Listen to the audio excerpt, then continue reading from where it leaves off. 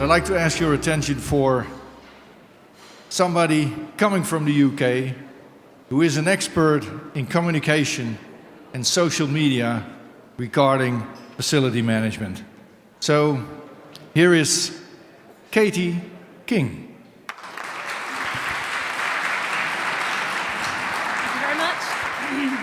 Thank you very much, everybody. I'm here to try and protect you from extinction, to stop you being like me. I wake up every morning with two gorgeous daughters and feel like a bit of a fossil, a little bit of a dinosaur. And I look around the room and there's lots of people younger than me, a couple older, I'm 47. And I looked at social media about 5 or 6 years ago and it was beginning to creep over my head. And luckily I went and got trained. And then a few years later, I was on the other side of the fence training people like Saatchi, companies like ISS and CBRE and Norland and Mighty and many others. So in the UK, I work for people like the Facilities Management Association, but I'm a little bit of a mini case study in why you should be doing social media, because I'm here standing in front of you. I'm just running a 10-man little agency in Tunbridge Wells in Kent.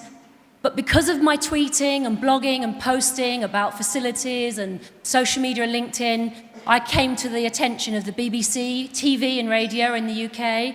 And then by carving a little niche in social media for facilities, I'm here today and have spoken in Barcelona and many other places. So I just want to share a little bit of a few nuggets of wisdom. I want to empathize with those of you in the room who are 45 plus, who feel very nervous about social media, who feel as if it's going over their heads. And this is the reason why. This is the reason why. You know, we're not talking about jumping on the bandwagon because everybody else is. I'm not suggesting for one moment that everybody you know is on Twitter, and I'm certainly not suggesting from a business-to-business point of view that you go onto Facebook. But you can't avoid the fact that augmented reality, the conscious home of the future, which is going to be looking after all your heating and controlling everything electronically, the connected car, all of these things. The next thing coming down the line is the Internet of Everything, or the Internet of Things, you know, where everything you touch is going to be connected. And that's really exciting if you're a bit of a geek like I am. But if you're stuck in your comfort zone and you've been doing what you've been doing for many, many years, it's a little bit uncomfortable, and I understand that.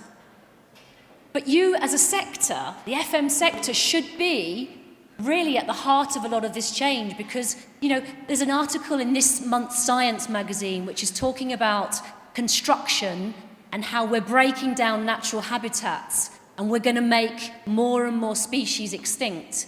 So we're partly responsible for it, but we're also, as a sector, at the cutting edge of change. You know, of all the waste and all the energy and all of the amazing technologies that are happening. So as a sector, you should be prepared. You should be at the cutting edge of it. This kind of thing, you know, exciting robots of the future that are going to be doing the facilities, watering your plants. I've worked with ISS for 18 months. They listed on the Danish Stock Exchange a couple of months ago, and we spent 18 months with them digitizing them, using video blogs. The first video blog that went live from the CEO was watched by one of their major customers, who basically said, and we know the silos that have been discussed a few times today, silos, the different mentalities, sometimes different P&Ls basically competing with one another. And this particular big brand, a big bank in the City of London, said to the CEO, I didn't know you did that. I watched that on your video blog. Come in and talk to us. And they won business on the back of a simple video blog. This is the reality. You know, we expect great things, but the reality is many of us, many of you, are a bunch of dinosaurs, and I include myself in that at times. I certainly feel like it. But that's what we're trying to break down, and I want to suggest to you, and what I see in facilities so often, are people saying, I wouldn't go on Twitter. We've touched upon it. We had that intern in. They looked at that Twitter thing. It doesn't work. It's a load of rubbish. And the reason it doesn't work is they bring in someone from work experience, they don't spend any money on it, they don't do it strategically, they don't align it with their business goals, and that's why it doesn't work. What we have to do is look at how it works, how digitalisation and how communications today is radically transformed because we are living in the new industrial revolution. That's moved on, and we are living in a very, very different age. And so what we're trying to do here is think of the way that you set your business up, the way you get the right people in place, you train people, you align it with all of your business goals, and you basically approach it in a very different way. This is our little infographic here, which is really showing how social media joins up all the dots. Everyone thinks it sits with marketing, but actually it should sit at the board table because it has a huge impact on every department in the company. If you think of LinkedIn as one platform, it has radically altered the face of recruitment of staff. So HR, human resources, is absolutely essential. IT need to look at bring your own device. They need to give people in the organisation access to the platforms. They need to make the website link up to LinkedIn and all of the different platforms. So it's not just about marketing. It's about management teams and boards of companies thinking, how are we going to retain the customers that we've already got? How are we going to grow them? How are we going to cross-sell landscaping services and defence services and all kinds of construction and property?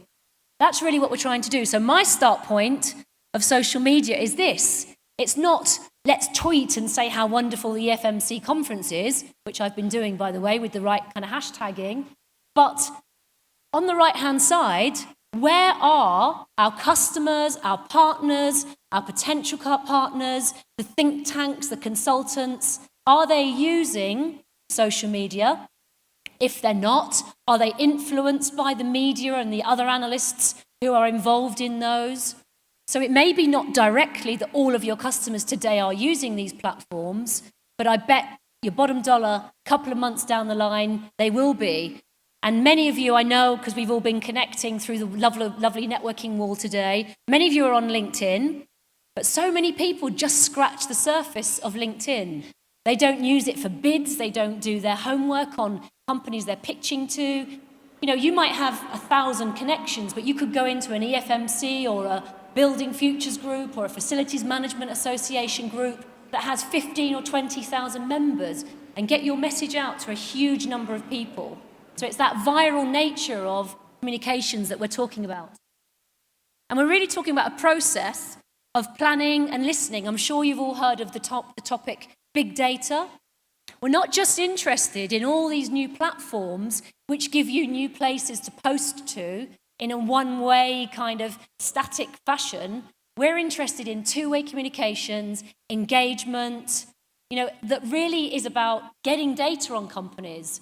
So we're interested in social listening as well, finding out what your competitors are doing, getting great pricing, getting information on your competitors. And so really what this all boils down to, and it's happening here live, we might be dinosaurs on social media, many of us, but you're doing the right thing by being here this evening. You're networking, you're going to conferences, you're playing golf, you're having dinners and coffees, and you're building great relationships. But you might meet 20, 50, 100 people here. If you post in LinkedIn and Twitter, you could extend that to 10,000 or more. So this is what we're trying to do, just really briefly. You're talking about a start point and an end point. What is your journey? What journey are you trying to take your potential customers on to win them? And mixed in with all of that is the need to do community building, to build relationships, maybe a bit of paid-for advertising, because especially if you use a platform like Facebook. But it all boils down, if you're going to do it or not, to the top of the organisation and the culture that you work within. And more often than not, you have great marketing teams, but the board don't touch this. Often, and I'm going to be controversial, white, middle-class men are in charge of many of these organisations. And it's those sort of people that we try and coach to use these platforms, because they're the ones that are scared of them. This is the kind of thing we do. So, like I mentioned with ISS and with other brands, it's about marketing strategy, it's about being on these platforms and using video blogging. This is an infographic about health and safety in the kitchen at Christmas, all kinds of things. People would rather read this for a few minutes or watch a 3-minute video than read the 10,000-word white paper that we used to push out 4, 5, 6 years ago. So really, at the end of the day, we heard a lot of talks this afternoon about trust, relationships, customer service, and I'm not for 1 minute suggesting that all of this takes over from the kind of networking we're doing here today and the kind of direct service that you give. But there's no doubt, and especially the big brands in retail are very good at this, they do very good customer service over LinkedIn and Twitter and other platforms. So if you can extend relationships, so you keep popping up on somebody's radar all the time, in addition to seeing them at these events, you're going to have a much better success rate. But at the end of the day, it is about people. And I think nobody's just going to buy from you because they've followed you on Twitter. People need to look in the whites of your eyes and trust you and hopefully meet with you and do business. But if you join up all of the dots of all the golf, the events, the EFMCs, etc., you are going to make it much, much easier for people to do business with you. So all I would say is, take the business cards, go to the networking wall, follow up with those people, encourage your teams to at least explore the fact that, yes, there are weird porn stars on Twitter, there are students, there are strange, wonderful people, but there are also your media, your peers, all of these kinds of event organisers, and so on. All of them are on these social platforms. So just take the time to push aside all of the rubbish and find the people that are of actually interest to you and building your sphere of influence. Morning, everybody. My name's Katie. As Mike said, I'm going to talk to you about the what I would describe as the global social media conversation, but also I think another important aspect of analysing social media this year and into next year is really thinking about it as how businesses are becoming social businesses. So I'm almost have that as a sort of separate title, really. So I'll touch upon that in a minute. But really from a credentials point of view, some of you mentioned the word Luddite. I was 47 in January and definitely felt a bit of a Luddite about 5 years ago. I'd been in PR 20 odd years and it was beginning to creep over my head. And it was absolutely essential at that point that I went and got trained, because I thought I can't afford not to be fully up to speed in this world. So went on your typical fundamentals and advanced social media courses. And then really it was high speed from there on, because jump forward 6 months from then, I was on the other side of the table for a company called the Social Media Academy in Old Street, running training for Saatchi, for lots of other PR companies, for lots and lots of big brands. So it was the best thing I did, and it's been transformational since then. And no PR person can really afford, or any marketeer can afford, to not be very entrenched in this world. And I guess, in my own sense, if any of you are relatively new to this, what Zoodikers has created over the past sort of 3 or 4 years, and we've grown, we're 8 people, and we've worked for some huge brands, is a case study in how tweeting and blogging and sharing great content and becoming thought leaders in your specialist area can really make a massive difference to your own business performance. So as a result of my own blogs and tweets and going around to networking and so on, myself and another colleague, we are the ones that get called upon by the BBC, both TV and radio, when news breaks. Big crises like Lord McAlpine and all kinds of things like that. So we're regularly featuring on BBC TV and radio, and that's simply from quite humble beginnings of doing this, because I had to, really. So I've known Mike for many years, and I was a director of a listed PR agency in London called Tex 100, part of Next 15 Group PLC, where we looked after Microsoft and many, many big brands. But at different ends of the spectrum, we now work for schools and universities, we work for one-man bands, we work for big brands as well. So really the key start point with all of them is, what is it that they're trying to achieve? So we work for law firms who maybe have an 18-month window of wanting to be acquired, or a facilities management company that's about to list on the stock exchange in the spring, and we work with them for the past 18 months to raise their profile, to bring them into the digital age. So it's a mixture of different objectives. But it all starts really with businesses, individuals, realizing that this is a transformational world, that the technology changes that are happening are game changing, and they're absolutely transformative, from a business point of view. So we're seeing connected cars. We're seeing Google's acquisition of Nest, where you're going to have conscious homes. You know, this ability, you take something out of your fridge then orders the supplies, all kinds of aspects that bring in green, that bring in corporate social responsibility, you know, technology at our fingertips. But for many, many businesses, that's sort of just out there. It's not necessarily very relevant. And what we try and bring it back to is the kind of relevance to a business's own short, medium and long-term objectives. The good news is, well, I think it's, you know, some of you it might not be good news. Social media's replaced porn. It's the #1 activity on the web. Email, I mean, the return on investment that your business will still be around in 5 years' time. I think that's a key message for many businesses that are burying their head in the sand still. And another factor I would draw out of those statistics there is the one about email. I believe that this transformative nature of technology and all the different channels that we're inundated with now mean that email will have to morph. I believe email will change and get integrated into a platform. So you see, for example, any of you are familiar with these dashboards? Any of you familiar with Hootsuite? So you see Hootsuite, where you can bring in multiple social platforms into one dashboard. I think we'll see, you know, whether it's your Google Mail or your Outlook or whatever it might be, integrated into those sort of platforms in the future. Because you see statistics from the Chartered Institute of Personnel Development that we're all too stressed, we're all too overloaded. Being questioned in the media every week, you see a new article about, you know, is social media going to be around for much longer because people don't have the time to implement it? And I think the key message for, you know, for a lot of us really is about relevance. So this is about the relevance. So all of those statistics, who cares if there's 1 billion people on Facebook if the people that you want to reach, your prospects, your retention of your existing customers, new staff that you want to recruit, if they're not on these social channels, you could argue, you know, how relevant is that? But the world is changing, so I think we have to be prepared to acknowledge it and see how important it is to us. So the pressure, the power is actually back with us individuals. And we put pressure on our MPs, and we actually forced them not to launch attacks against Syria. And a lot of that challenge, a lot of that feedback came through social channels like Twitter. And so what we're seeing now, and this is the problem, I think, with a lot of businesses looking at social media platforms, is that they're side by side with social usage. So a platform like Facebook, people are predominantly on it in their personal time.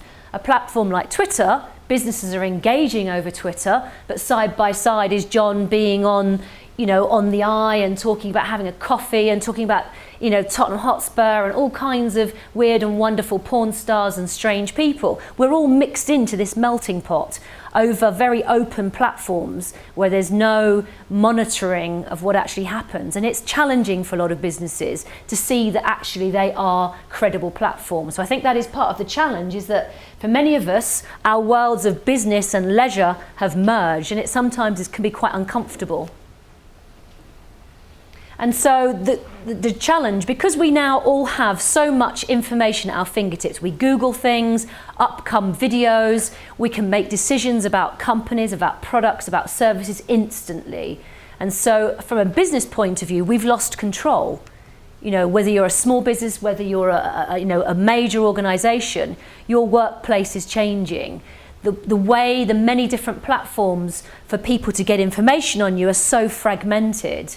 And so you have to seize back a little bit of that control and not try and sell, because one of the biggest challenges over social platforms is people just think, here's a set of multiple different platforms that I can push my sales messages on. So many recruitment companies have all their jobs posted on their website and they auto feed that to Twitter, and 10 tweets a day are the latest job. Nobody wants that. Nobody wants to be sold to in that manner. So we have all this transformation going on, and yet we're still having to learn the different etiquette, the different ways of doing business over these social channels. And so, as I mentioned at the very beginning, I believe that this year we'll see businesses considering not social media, but becoming social businesses. And obviously, Jackie and Pradeep will be looking at it from an analytics point of view.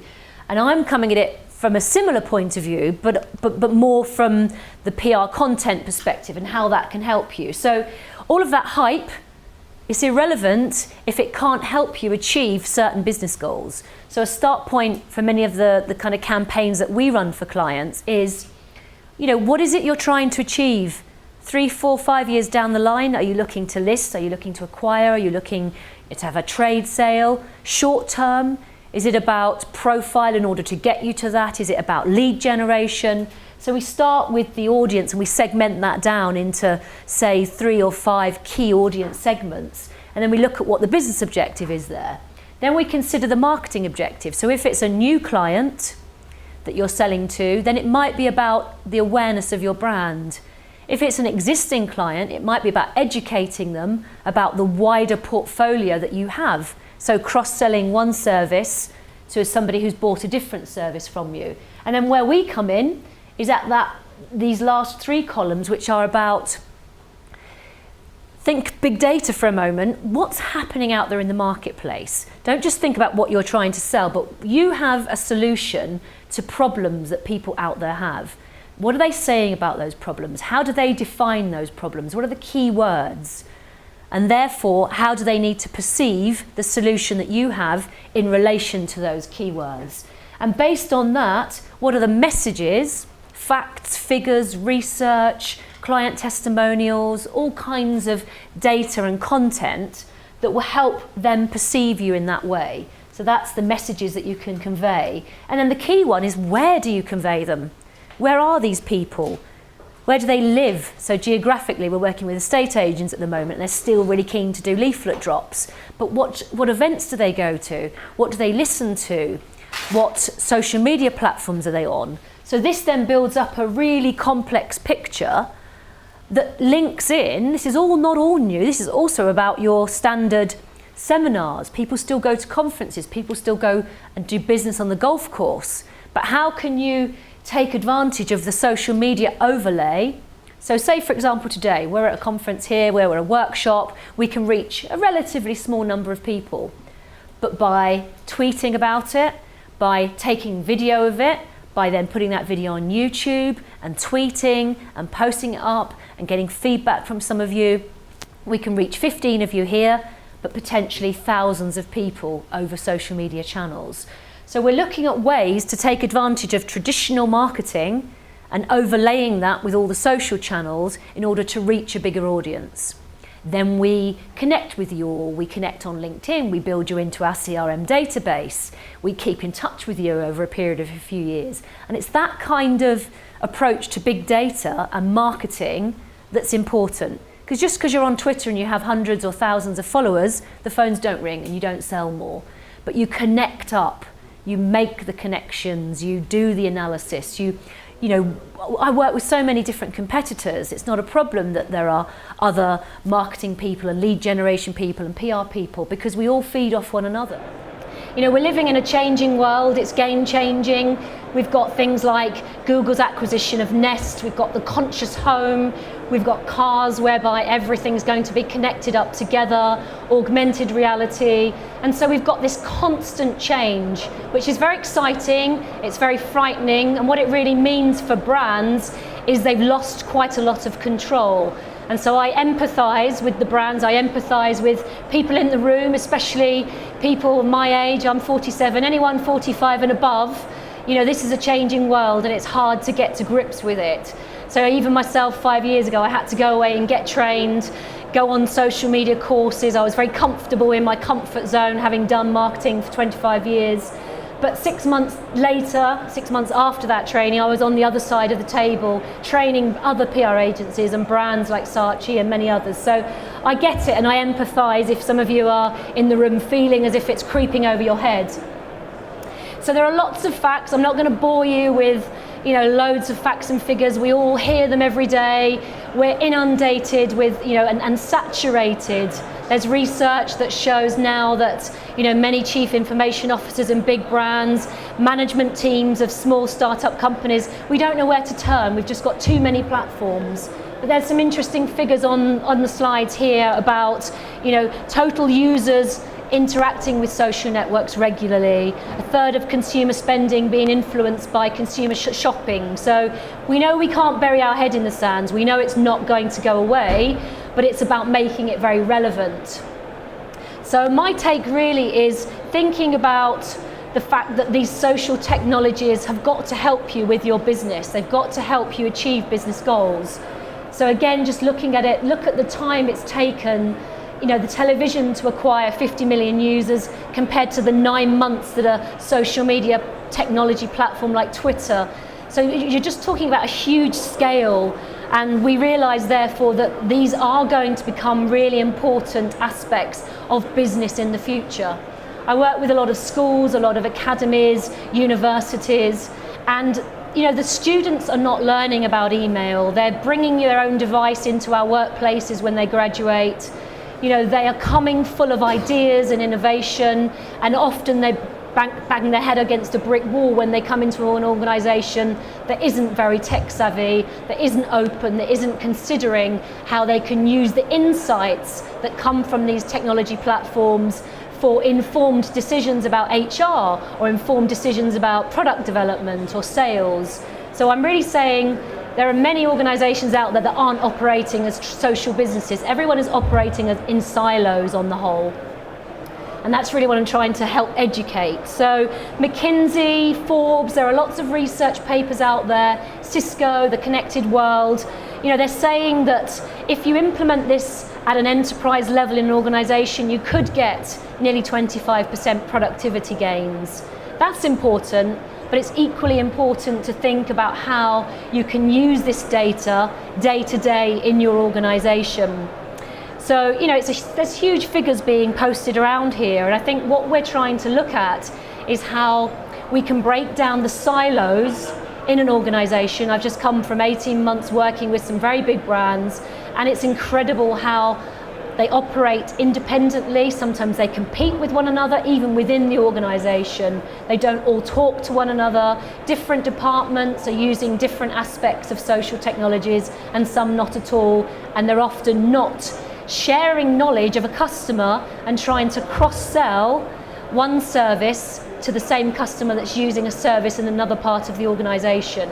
So I'm not just standing here waving the banner for social media and saying how wonderful it is. I'm saying use these platforms, use the data that you can glean from LinkedIn groups, use information on your competitors that you might find by being on Twitter and looking at that. Yammer, for example, might be a great internal platform whereby you get brilliant data from your own people within your organisation about innovation, ideas, what's working, what isn't working. So what I've just described there in terms of some of the statistics, you could argue that's all hype.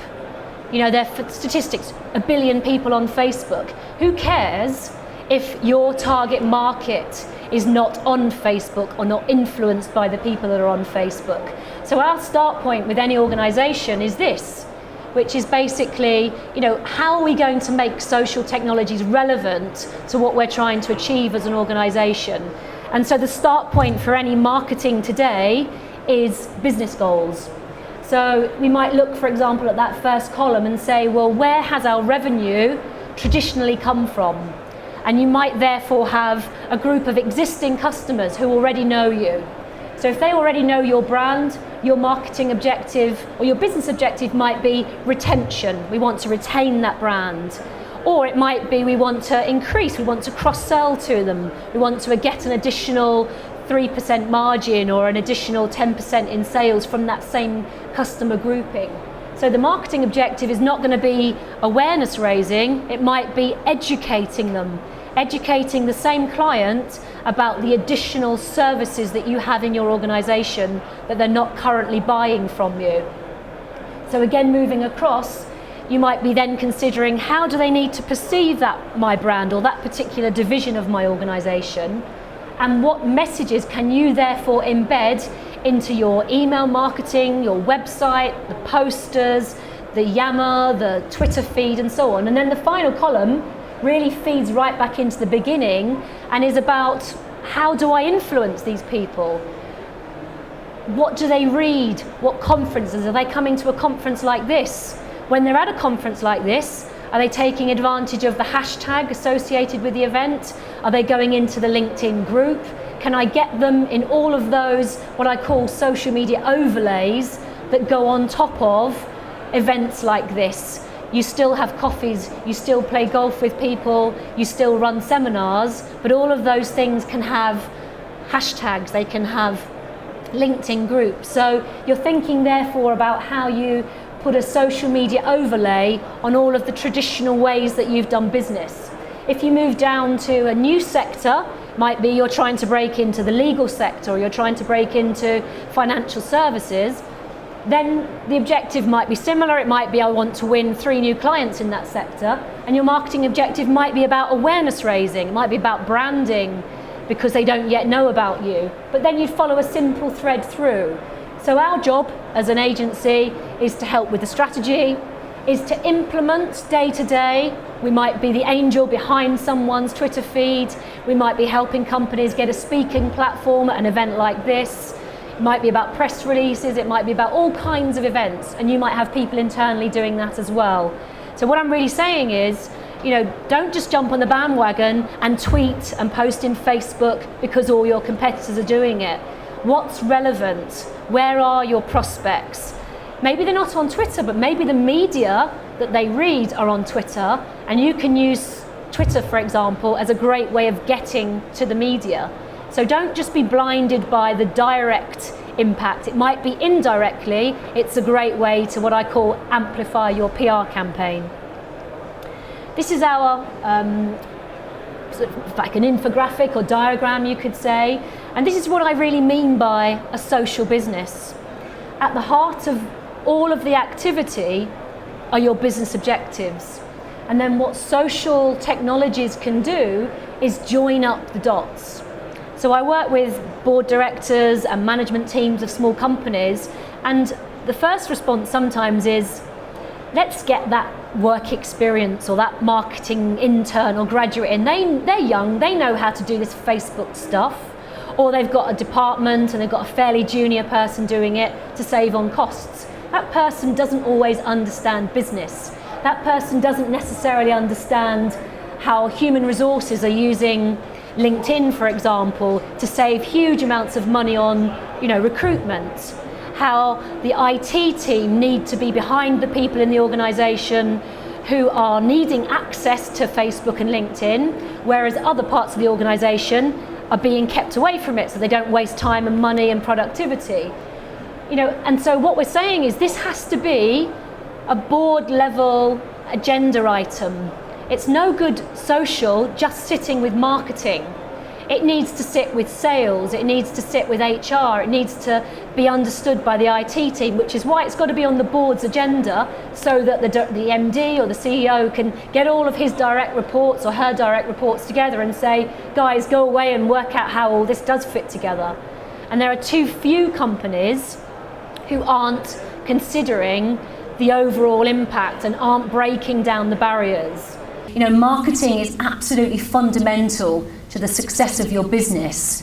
So is the leadership and quality and vision, of your actual CEOs, of the owner managers of your business, and the need to constantly innovate. And with that comes the need to be a bit brave about things like social media. Don't just bury your head in the sand. Don't just think it's for the young generation, the Generation C and the millennials and so on. You get your industry sector. You can grasp social media in a 2 or 3 hour social media course, which we run incidentally if you need help. But you don't want to be one of these sorts of companies that's failed to innovate and use technology for your advantage. This slide really is depicting where we're at now. And if you think of being able, at your fingertips, through your smartphones, your iPads and so on, you can Google anything. You can do competitive reviews, you can get competitive analysis on your customers, on pricing, on your industry sector, your trade body, your media. And so what we're now living in is a world where it is the age of the customer. And this is very, very uncomfortable for a lot of brands who effectively feel that they've lost a little bit of control, because the control is out there with you, the public, who are effectively the people that create the perception of a brand. So what we're saying on Twitter about other brands, when we tweet because we're unhappy, or even when we're positively, giving good reviews on Travel Republic or on Pinterest or on LinkedIn, that's how someone perceives that brand.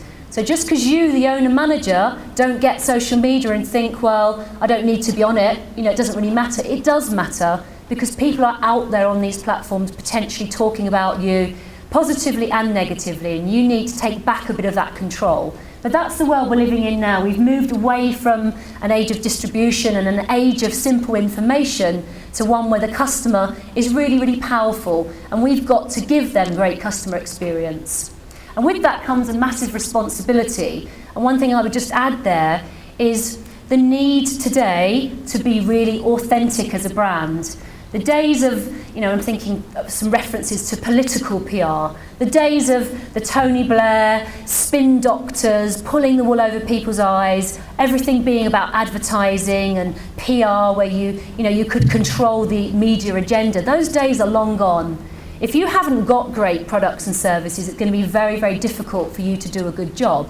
But if you do have, and you can get great customer testimonials, and you can look for endorsements on LinkedIn, and you can do fantastic videos of your events and share that over LinkedIn and tweet it and invite people into your conferences. That's the world at your fingertips for free, and you have the ability to connect with those people anywhere in the world. That's the big opportunity that it's given you now. But of course that hasn't stood still. We're moving on. So social media platforms like Twitter and LinkedIn have now been around for many, many years. The skeptics that I talked to, even at a show like this a year ago, 2 years ago, they're coming round to the fact that Twitter, LinkedIn, many of these platforms are very well established and are probably here for a good few more years. Even when they go, other social media networks will take their place. But what's coming up next, and at the same time, is the Internet of Things, the Internet of everything, the conscious home, the connected car, the fact that you could wear, let's say you're diabetic or you've got a heart condition, you'll be able to wear a piece of clothing that will be able to detect your heart rate or your insulin levels or all those kinds of potential things that link to a chronic condition. In the same way as now you've got things like Hive, and you can control your hot water and your heating, and you're going to have homes where you've got everything connected. You won't be watching me on screen here, you'll be looking at it on the table. The table will be projected, the screen on the ceiling, everything will be. So for those of you that hate technology and hate the fact that we are living in an age where privacy in a business context is of yesteryear, I know that that is very, very uncomfortable. But for those of us that are prepared to embrace that and use it for our advantage as businesses, and still are able in our private lives to keep things very private, which you still can do, that's really what I'm recommending, is that you embrace it, you innovate, you're brave, you get trained, and you look at how it can be used for your own business advantage.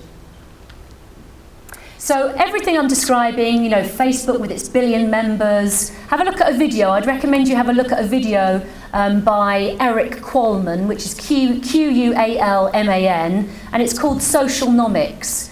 And it gets updated every 3 or 4 months, and there's one that's just came out a few months ago. And it's a really nice overview of the social media landscape and how it's evolving, both at a kind of consumer and a business-to-business level. So have a look at that.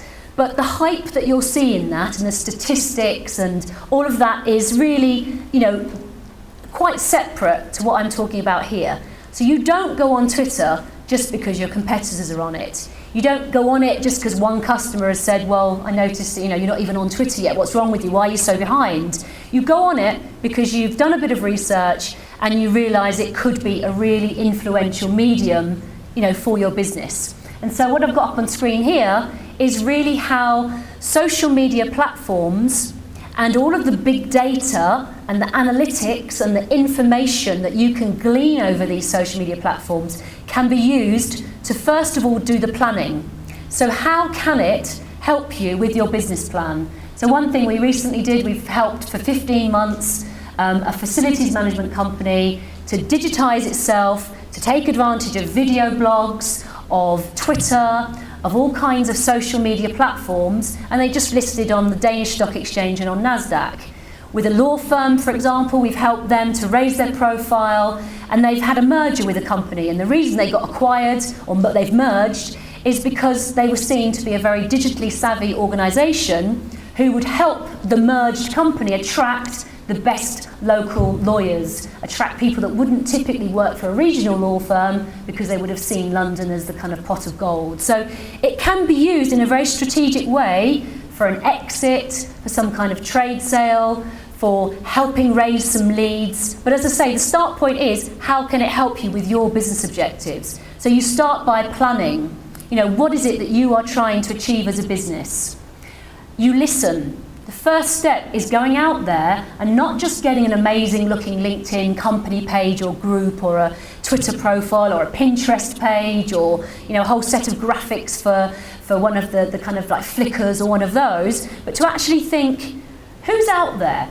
And what I call it is an ecosystem of influence. Are my customers there? Are my potential customers? Are the people that influence those customers, such as the media, the think tanks, the analysts, maybe the business partners, are those kinds of people using these platforms? And if so, they might influence my customer who's not yet on that platform, but maybe is considering going on it. So you listen, you do the research, but in so doing, you might be getting research on, you know, a competitor who's pricing things different to you or is trying to break into a new market, such as retail or leisure. So you don't just use it, oh, well, we've got this great press release, let's put it on Twitter, post it on our LinkedIn. That's fine, but that's about broadcasting. These are platforms that are great for two-way engagement and are great for what I'm describing, which is the social business. Being a business that uses the massive big data that's out there for informed decision making about all different aspects of your business, from your human resources to your product development to your sales and so on. So you're doing that market research, you're listening, and then you're analysing. What insights have you gleaned from, you know, maybe being anonymously on Twitter for 6 months and doing some listening out to your media and your competitors? And then once you've done that and you've decided, what's my unique selling proposition? What's my main message going to be? Then you start to put that message out there and you engage. The big mistake is that people just tweet and post, or they have an auto feed from their website that feeds these different social platforms, or they use a dashboard like Hootsuite and they send one post to 5 places simultaneously, but then fail to do the engagement piece. So that's the most important thing, is that, you know, my main message is that it's part of an integrated marketing campaign that starts with business goals and ends with some kind of measurement that then feeds back in to the kind of objectives, so that you then come up with a slightly different plan of action. So this slide really is a kind of the Zudica's approach to that. Again, has a start point and a destination in mind. And it can be quite a long process. Don't think, you know, you spend a bit of money, you go on a training course, you get an agency or an in-house marketing person to do all the social media for you. It's not going to wave a magic wand. Just because they're new, you know, social media platforms and they're really popular and they've got hundreds and thousands of people on them, that can't do all the work for you. So I've got down here, you know, you've got integrated marketing. You need to have incredible content. You know, we've got this being filmed today for our own marketing. So I might speak to, I don't know, 60, 70 people in the room out here. Some of you might be on Twitter, hopefully taking advantage of #Kent2020. Some of you might @message me, KTE King. Some of you might @message Zudicas or @message Kent2020. So some of you might retweet or say something nice or pose a question. And that potentially could take me from speaking to 60 of you in this room to potentially 10, 20,000 people over one social media platform like Twitter. So, but what you say over those platforms, the questions you ask, the links to the great blogs that you've done, you know, we will post this, we will then create this on our YouTube channel, share it on our website and links on LinkedIn to say to people, if you missed my talk on #social media or #social business at Kent2020, click here and you can watch the video. So that's how you can use the medium of video, for example, or take advantage of Twitter through a hashtag to reach a much wider group of people who might be interested in buying from you or partnering with you or recommending you.